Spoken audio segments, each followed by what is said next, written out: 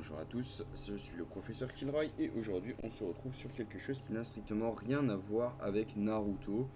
Ouais, vous voyez, un Eternal Return, Black Survival. Donc c'est un jeu sur lequel j'ai passé pas mal de temps récemment, 39 heures depuis dimanche, sachant que je ne l'ai pas encore lancé aujourd'hui, je voulais faire la vidéo avant.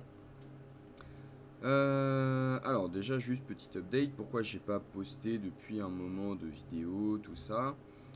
Pour ceux qui ne savent pas, j'ai déménagé courant du mois dernier. Et depuis, je suis en tractation pour avoir internet. Il y a eu une intervention, ils n'ont pas trouvé de câble téléphonique à raccorder. Donc c'est un peu compliqué. J'ai besoin de contacter mon bailleur pour savoir s'il y a des câbles téléphoniques. Si oui, il faut que je recontacte ma boîte, enfin Orange, pour qu'il se fasse installer. Bref, c'est tout un bordel. Actuellement, je tourne sur une Airbox. Donc pour ceux qui ne savent pas ce que c'est, basiquement, je tourne en 4G. C'est très pratique si je veux lire un manga, jouer à LoL ou regarder des vidéos sur YouTube. Mais on va pas se mentir, comme j'ai une quantité de données limitée et qu'en plus c'est de la 4G pour upload, c'est un peu compliqué. Bref, aujourd'hui donc pas de Naruto, Eternal Return, Black Survival. Comme je l'ai dit, hein, c'est un jeu que j'ai découvert dimanche et duquel je suis tombé assez amoureux. C'est quoi? Bon, déjà, on va le dire clairement, c'est un Battle Royale MOBA. Si vous vivez sous un caillou, les Battle Royale, c'est quoi? C'est un genre de jeu où on vous envoie avec une certaine autre quantité d'autres joueurs dans une zone restreinte et vous avez un temps donné pour vous friter la gueule et être le premier, donc le dernier survivant. C'est inspiré du manga Battle Royale, hein, qui était d'ailleurs excellent à mes yeux. Les films un peu moins bons, mais le manga était très sympa. Et du genre du MOBA. League of Legends, Dota, ça doit vous dire quelque chose, hein, c'est des jeux assez populaires et gratuits également. Vous avez une sélection de personnages, 5 compétences chacun, ils font tous des trucs différents en théorie.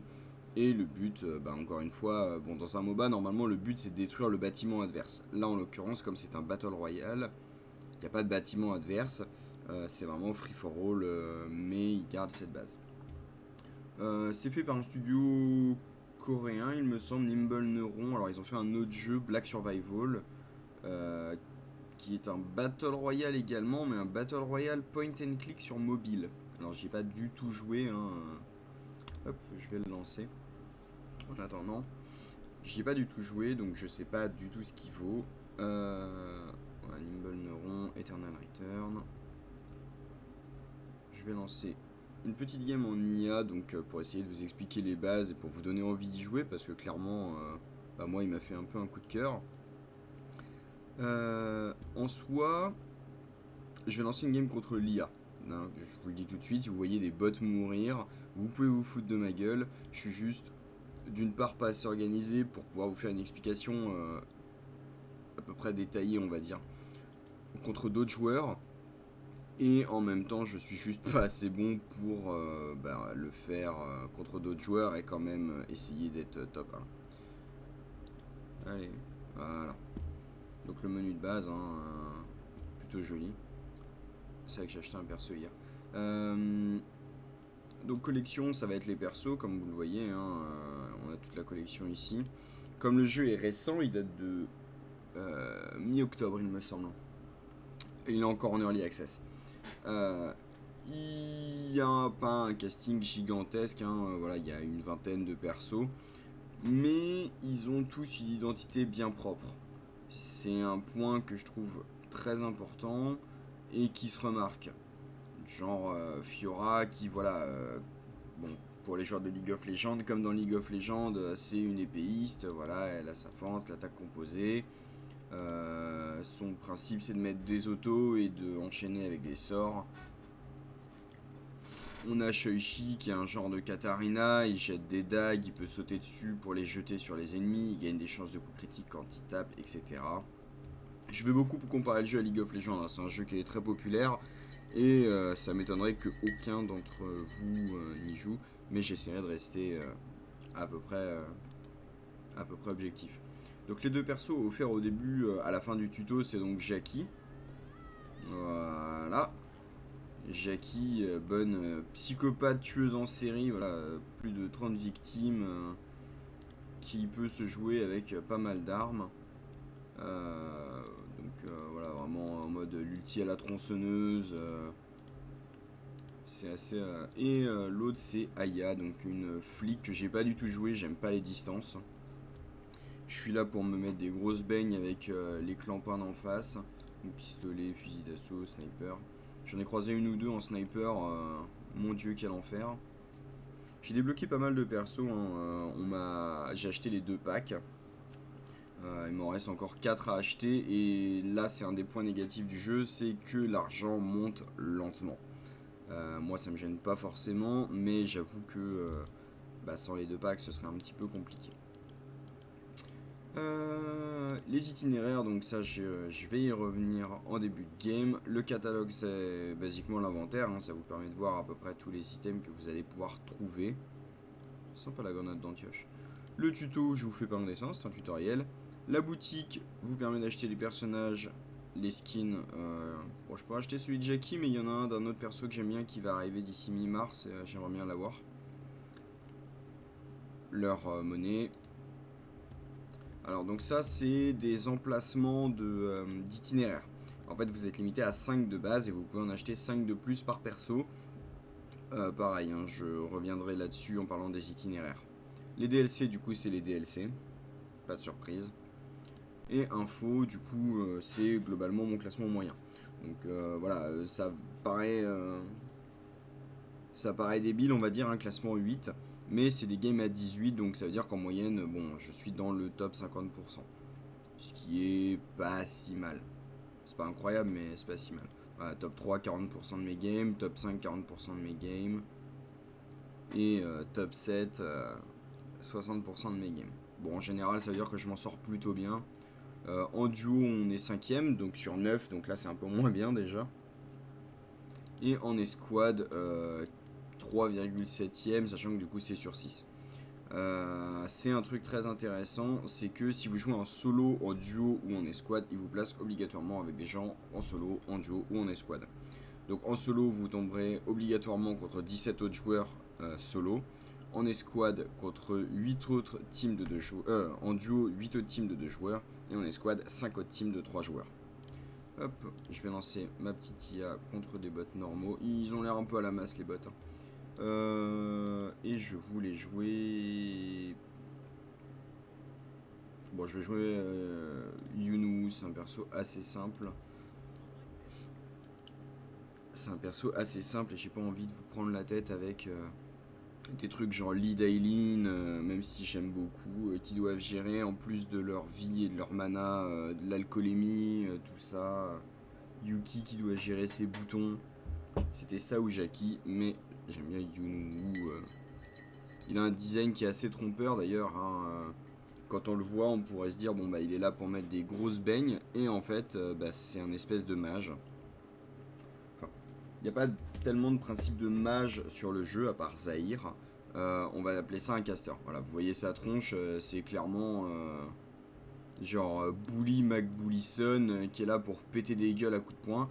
Et en fait, voilà, c'est vraiment un gros caster. Il peut... Bon, disons que dans une bonne embuscade, il peut one-shot quelqu'un, je pense. Donc ça, c'est les itinéraires. Ouais, malheureusement, j'ai pas tellement de temps pour vous expliquer. Donc ça, c'est les itinéraires, les stuff, et ça va m'indiquer du coup quel chemin je suis censé faire pour récupérer les ressources dont j'ai besoin pour mon stuff. Donc là, la liste des participants, normal. Donc la game commence. L'idée, c'est de ramasser rapidement les ressources dans la zone dans laquelle vous êtes arrivé. Pour vous permettre de faire votre stuff. Le but, c'est d'arriver assez rapidement à ça. Parce que sinon, tout simplement, vous êtes à la traîne, et les joueurs de League of Legends vous confirmeront, être à la traîne, c'est jamais bon. Si vous êtes en retard, vous êtes moins bon. Si vous êtes moins bon, vous êtes plus vulnérable. Vous risquez de vous faire péter la gueule par tous vos ennemis. Et je sais pas pourquoi je continue de chercher alors que j'ai mes 3 objets. Du coup, il faut que je parte. Donc le système de craft est assez intelligent, au moins là-dessus, c'est-à-dire que votre itinéraire est affiché en haut à droite. Il vous affiche les objets que vous voulez craft. Nickel, j'ai mes gants. Le système est affiché, enfin votre itinéraire et les items que vous voulez acheter sont affichés en haut à droite. Et nickel, j'ai mes protège-bras. Et en fait, ça vous permet, ça va vous dire dans chaque zone, bon bah regardez ici il vous faut ça, ça. C'est-à-dire que quand vous allez ouvrir une boîte, voilà, là j'ai un petit triangle jaune. Ça veut juste dire, prends-le, tu en as besoin. En l'occurrence, ça me sert effectivement à faire mon éventail plume dorée, tout ça, tout ça. Non, non. Donc là, il me faut encore 2 papiers et un cuir.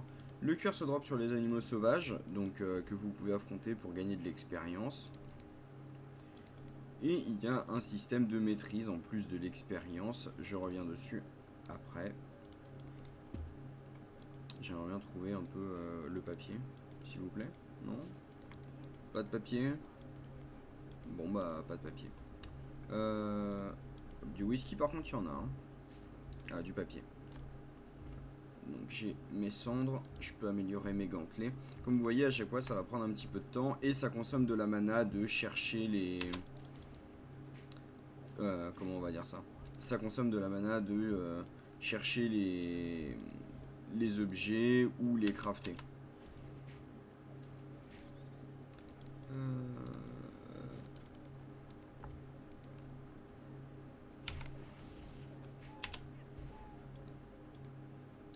Ok, j'ai eu le dernier cuir qu'il me fallait. Mais j'ai pas de papier. Il me manque toujours un papier. Nickel. Hop. Alors, j'en étais où? J'en étais... voilà, donc l'endurance c'est consommé pour tout. Vous voyez, à chaque fois que j'ai craft, mon endurance a diminué. Vous pouvez vous reposer en appuyant sur X. Donc ça vous bloque pendant un certain temps. Enfin, un certain temps. Ça vous bloque, ça réduit votre champ de vision. Et en échange, vous regagnez de la vie et de l'endurance assez rapidement. Hop. Système de radar dans toutes les zones qui va révéler partiellement la map. Vous montrer où est-ce qu'il y a des monstres. Et éventuellement où est-ce qu'il y a des joueurs, ce qui est assez utile. Bon, un petit freeze mais rien de méchant. Les coffres sont livrés toutes les minutes 50 il me semble. Et peuvent contenir des trucs plus ou moins utiles. Bon là clairement un piège à souris, enfin un piège à ours, moi j'en ai pas besoin. Ok, là une pioche. Vous voyez là il me faut pas mal de ressources ici pour faire mon stuff. J'ai tendance à titre perso, j'ai tendance à éviter les autres joueurs. Je préfère me faire petit le temps d'avoir mon stuff.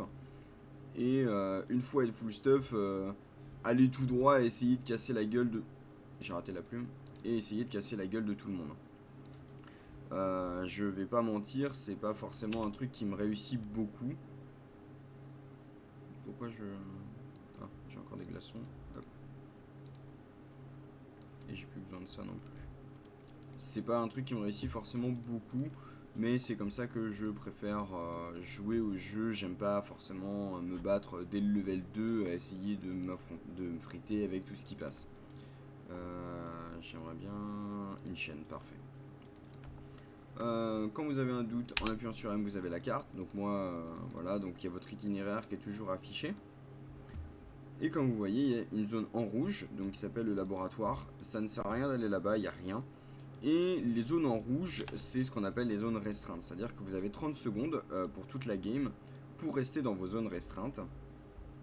Et au bout de 30 secondes, si vous y êtes toujours, et bah tout simplement vous mourrez. Alors il me semble que le message c'est quelque chose comme à exploser dans une zone restreinte. Et basiquement le message est très clair. Hein. Vous avez un temps donné, c'est un endroit où vous n'êtes pas censé aller.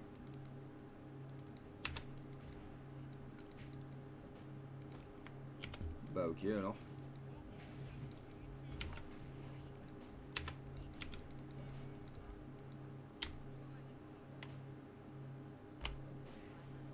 Bon. Heureusement que ce sont des bots et qu'ils sont cons. Ça contre un vrai joueur jamais ce serait passé et je me serais fait complètement atomiser, hein, qu'on se mette bien d'accord. J'étais pas préparé.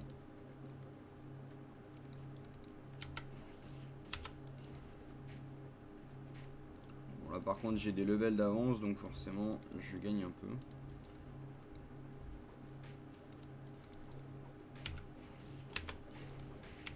Hop. sais pas ce que font les bots. Des fois, très sincèrement, les bots sont assez à la masse par moment.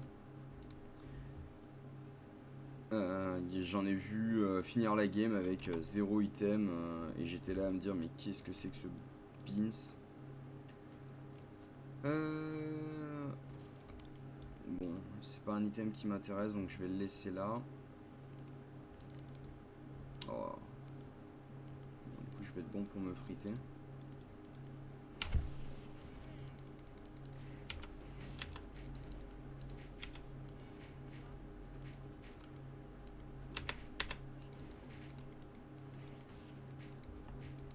Bon, comme vous voyez, hein, c'est un jeu où en fait, une fois que vos sorts sont partis, ce qui veut dire assez rapidement, en fait, vous vous retrouvez obligé.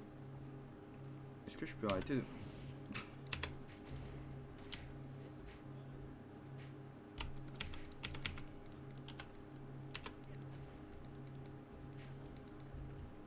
Ouais, c'est pas passé loin. C'est un jeu où en fait, vous allez très vite être à court de vos sorts et vous allez vraiment avoir besoin de vous reposer sur vos auto-attaques. Ça tombe bien, il n'y a pas tellement de stats d'AP à proprement parler pour les joueurs de LoL, donc de stats pour les sorts. Tous vos sorts vont dépendre de votre... alors il me semble qu'ils appellent ça voilà, la puissance d'attaque. Et en contrepartie, si vraiment vous voulez partir en caster, il y a une stat qui s'appelle l'amplification de compétences. Mais par contre...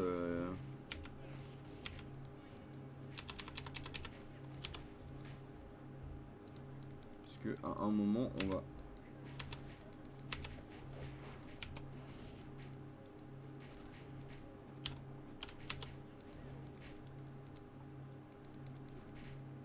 Puis alors les bots ça va pas s'arrêter. Hein. Le bot, enfin ça un vrai joueur se serait barré 10 fois en se disant que ça ne servait à rien, il allait mourir. Mais ceci est un bot. Donc...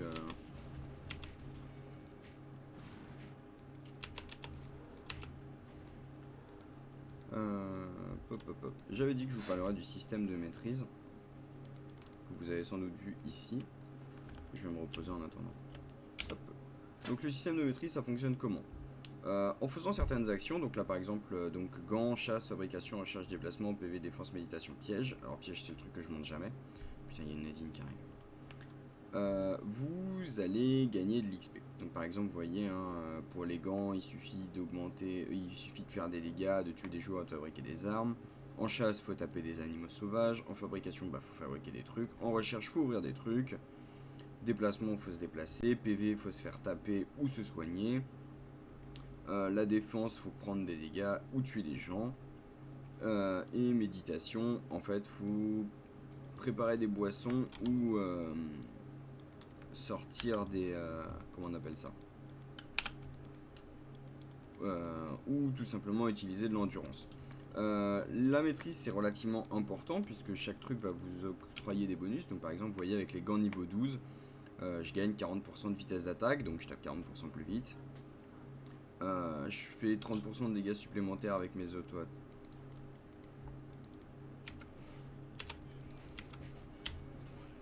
Bon alors ça mais vraiment voilà. Donc ça typiquement je me répète hein, mais c'est vraiment un truc qui passe jamais contre des joueurs. S'ils sont assez idiots pour rester dans la zone d'ulti le temps que je le charge, ils méritent de mourir on va dire.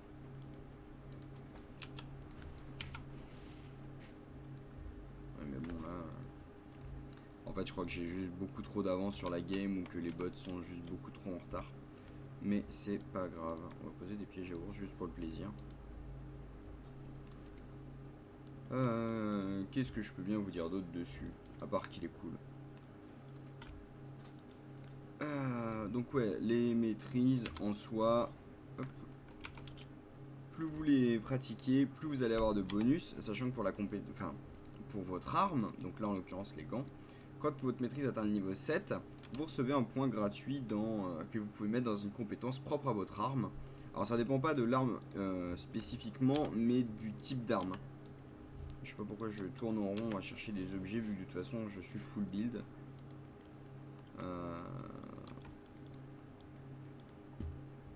Du coup de là, Donc là par exemple pour les gants, voilà je suis passé level 14, j'ai reçu le deuxième point. Donc par exemple vous voyez pour le gant, pendant 5 secondes ma prochaine attaque tape plus loin. Et attaquer un ennemi, ça inflige des dégâts bonus.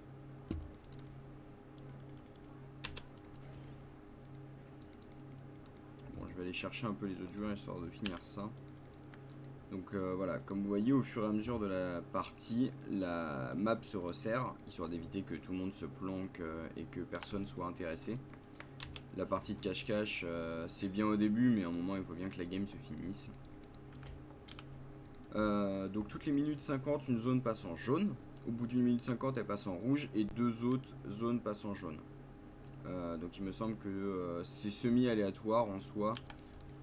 Donc par moment ça va être voilà, par moment là je crois que ça a commencé en quai usine, ça a progressé avec école Revel. Un truc bon à savoir, c'est qu'il vous laisse toujours une porte de sortie ou presque. Comprendre par exemple, même si tout ça c'est en rouge et que du coup bah, vous pouvez plus le traverser, ou du moins vous avez que 30 secondes, ils vont quand même vous laisser l'option d'utiliser le téléporteur ici. Alors je voulais pas montrer ça. Il y en a en hôtel. On va éviter de passer en école. Vu que c'est rouge. Ah, et du combat en hôtel. Non, c'est en plage. Alors, on va aller voir ce qui se passe. En espérant que les bots s'entretuent pas, parce que c'est un truc qu'ils aiment bien faire, j'ai l'impression. Genre quand les bots se battent, il y en a un qui gagne et l'autre qui meurt juste après, je sais pas pourquoi.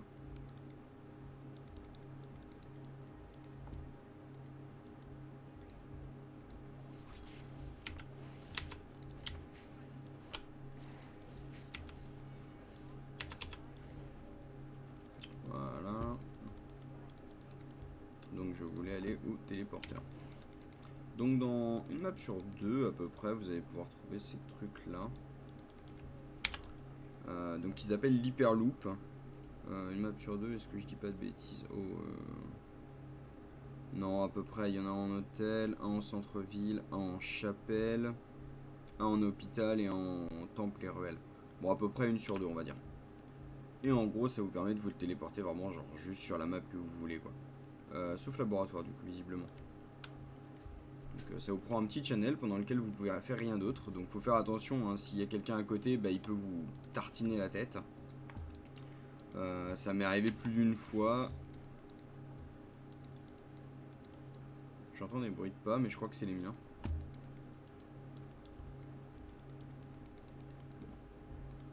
Bon. À partir de là... Ah bah. Voilà. Bon, en même temps, ils n'étaient pas du tout full build. C'était des bots. C'était assez simple. Les bots ont vraiment une proportion à être très mauvais sur tous les jeux, j'ai l'impression. Ils subissent les malus de bots. Bon, du coup dans l'idée, voilà, donc il y a quelques quêtes du jour hein, pour vous faire quelques piécettes. Du coup, je vais revenir sur les itinéraires plus en particulier. Un truc que je trouve plutôt pas mal, c'est que même si vous connaissez pas forcément le jeu, comprendre, je vais pas vous blâmer, hein, moi je suis pas bien meilleur.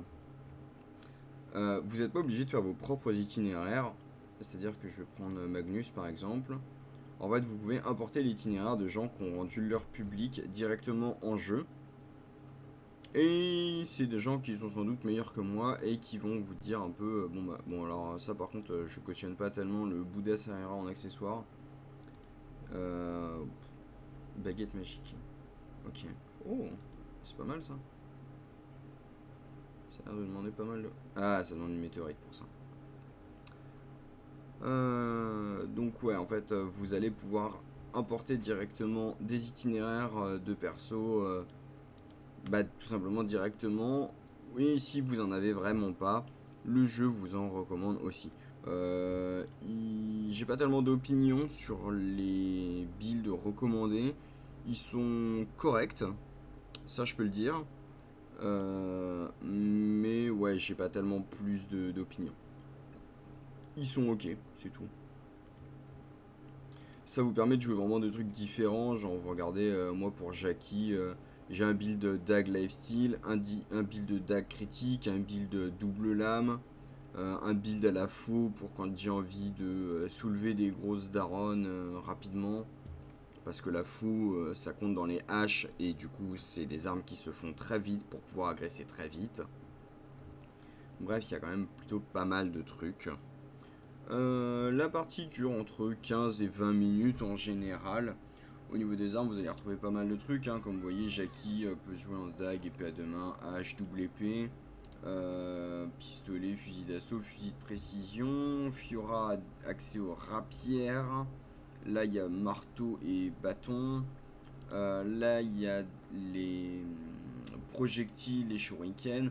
Il y a vraiment beaucoup de différences et ils ont chacun une compétence d'arme qui est assez intéressante. Sincèrement, c'est un jeu qui pèse 2,5 Go, mais vraiment, hein, il pèse 2,5 Go prêt à lancer. C'est pas comme Warframe où il vous lance un launcher qui refait 10 Go de mise à jour derrière. C'est vraiment 2,5 Go, vous pouvez lancer le jeu, ça va vous mettre la première mission de tuto et c'est marre. Bon, il me propose plus de récompense. Il me montre plus en tout cas.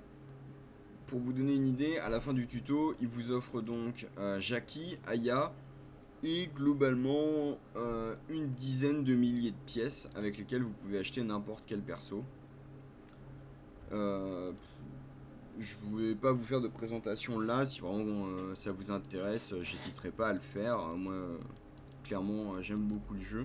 Je vous donnerai pas mon ressenti sur tous les persos parce que je les ai pas tous joués d'une part, et parce que je suis pas forcément objectif non plus, au moins sur ce jeu. Et que j'essaie pas de l'être non plus d'ailleurs. Hein. Je suis le premier à crier au bullshit quand je me fais buter par une Fiora parce que je comprends pas pourquoi je suis mort. Après, voilà. Donc je l'encense beaucoup. Maintenant, je vais parler un peu des défauts à mon goût. Je vois. Alors, je vais dire trois défauts, dont un qui est un peu subjectif et qui est un peu normal aussi. Premier défaut, les gens qu'aggro level 2. En gros, vous allez drop, comme vous l'avez vu, hein, le but c'est de faire son stuff, ramasser des ressources, passer à la zone suivante, essayer de rapidement avoir son stuff pour pouvoir vous battre. Level 1, vous allez avoir genre un sort, vos autos, et votre seul stuff, ce sera sûrement votre arme blanche. Vous allez drop, comme il n'y a qu'une quinzaine de zones et que vous êtes 18 joueurs, bah c'est pas particulièrement étonnant que vous tombiez dans la zone avec une ou deux autres personnes. Et ils vont vous aggro dès le level 1. Alors, d'un côté, je suis d'accord, ça fait de l'XP, tout ça, il va vous mettre 2-3 coups de poing, repartir avec son XP gratuite, il sera content. Ça, il n'y a pas de souci, c'est un peu chiant, mais il n'y a pas de souci. Je parle des gens qui vraiment, level 1, vont vous voir et vont vraiment chercher à vous tuer dès le niveau 1.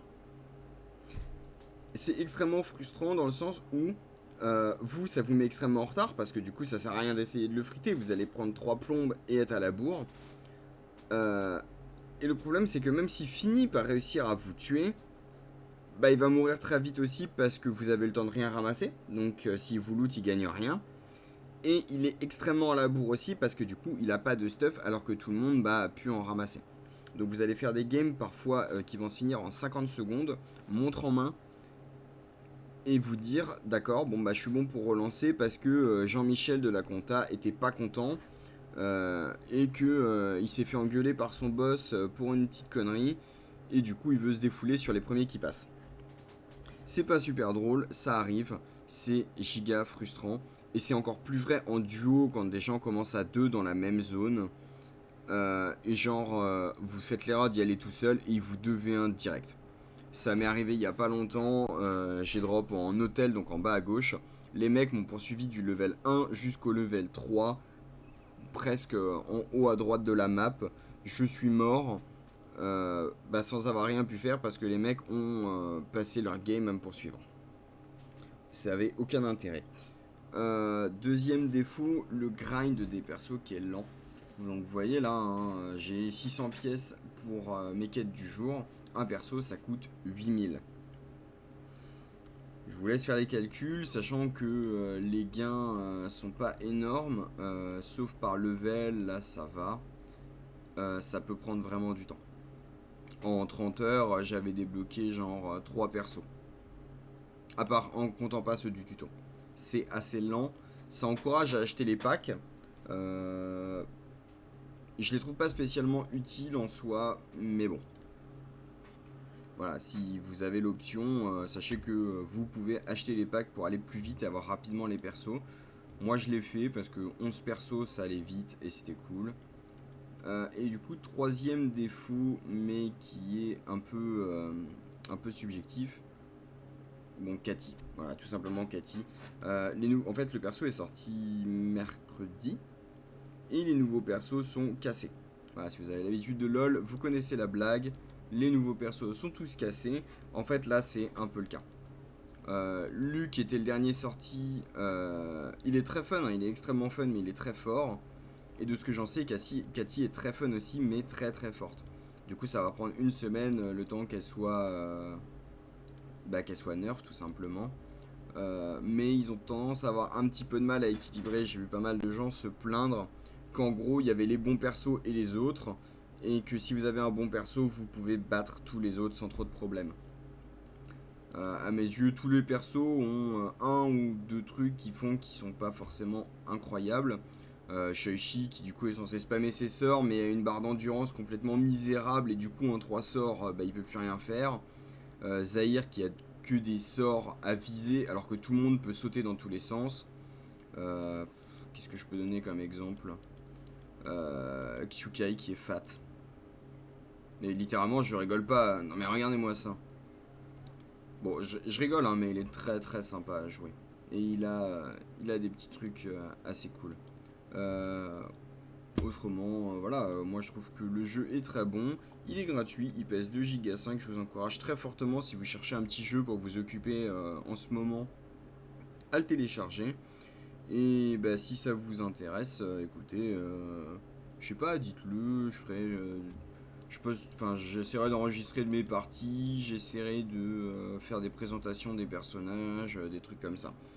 Je m'y connais peut-être pas encore assez bien pour vraiment faire des bons builds, donc ça comptez pas trop sur moi. Mais voilà.